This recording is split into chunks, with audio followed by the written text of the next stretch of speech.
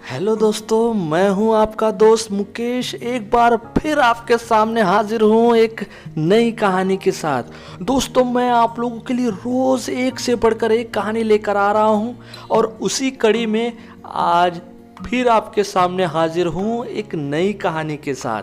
दोस्तों, इस बार मैं आप लोगों के लिए लाया हूं हरिशंकर परसाई द्वारा लिखित कहानियां। तो तैयार हो जाइए दोस्तों। हरिशंकर परसाई जी का जन्म 22 अगस्त 1924 के दिन हुआ था।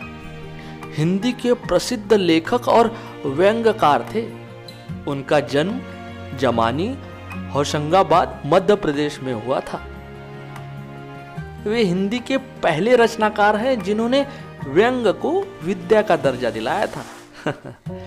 और उनकी प्रमुख रचनाएं हैं कहानी संग्रह हंसते हैं रोते हैं, जैसे उनके दिन फिरे, भोला राम का जीव, उपन्यास है रानी नागफनी की कहानी, तट की खोज, ज्वाला और जल, संस्मरण, तिरछी रेखाएं, लेख संग्रह, तब की बात और थी, भूत के पांव पीछे, बेईमानी की परत, अपनी अपनी बीमारी, प्रेमचंद के फटे जूते, माटी कहे कुम्हार से, काग भगोड़ा, आवारा भीड़ के खतरे, ऐसा भी सोचा जाता है, वैष्णव की फिसलन, पगडंडियों का जमाना, शिकायत मुझे भी है, उखड़े खंबे, सदाचार का ताबीज, विकलांग श्रद्धा का दौर, तुलसीदास चंदन घिसे, हम एक उम्र से वाकिफ हैं, बस की यात्रा, परसाई रचना वाली विकलांग श्रद्धा का दौर के लिए साहित्य अकादमी पुरस्कार से सम्मानित किए गए थे वे। तो चलिए शुरुआत करते हैं। शीर्षक है एक और जन्मदिन। व्यंग। मेरी जन्म तिथि जन्म मास के पहले वाले महीने में छपी थी। अगस्त के एक दिन सुबह कमरे में घुसा तो देखा एक बंधु बैठे हैं और कुछ सकुचा से रहे, और वक्त मिलते थे तो बड़ी बेतकल्लुफी से हंसी मजाक करते थे। उस दिन बहुत गंभीर बैठे थे, जैसे कोई बुरी खबर लेकर आए हो। वे उठे, झोले में से गुलदस्ता निकाला और मेरी तरफ बढ़े। मैंने पूछा, ये क्या मामला है? वे बोले, आपका जन्मदिन है ना? मैंने कहा, अच्छा, मुझे ध्यान ही नहीं था। उन्होंने मन में कहा होगा, पाखंडी, रात भर उत्सुकता में सोया नहीं होगा, कहता है ध्यान नहीं था। उनका गुलदस्ता देने का शायद पहला ही मौका था और मेरा लेने का। दोनों से नहीं बन रहा था, दोनों को अटपटा सा लग रहा था।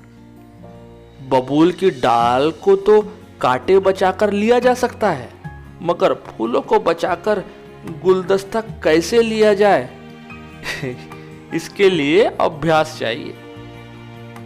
लेकिन कुछ लोग इस अदा से गुलदस्ता लेते हैं जैसे मां के पेट से गुलदस्ता लेते रहे होंगे।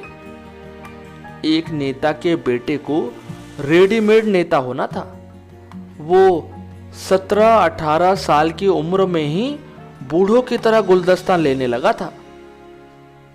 कुछ मैंने ऐसे भी देखे हैं जो गुलदस्ता इस तरह से लेते हैं जैसे कुंजड़े की टोकरी से गोभी चुरा रहे हो। एक नेता गुलदस्ता ऐसे पकड़ते हैं जैसे लट्ठ पकड़े हो।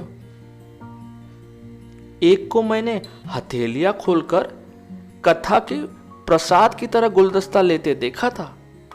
एक और है जो गुलदस्ता लेकर उसे नाक में घुसेड़ने की कोशिश करते हैं, पर अभी तक वे सफल नहीं हुए। पर नथुने चौड़े जरूर हो रहे हैं। ईश्वर ने चाहा और उन्हें गुलदस्ता देने वाले बने रहे तो मरने के पहले वे जरूर गुलदस्ते को नाक में घुसेड़ लेंगे।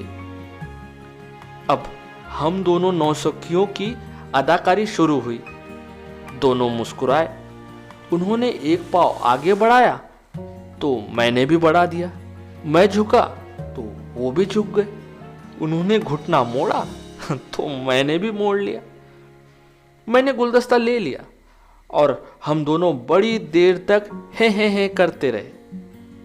उम्मीद है अगले साल हम दोनों बेहतर अदाकारी करेंगे।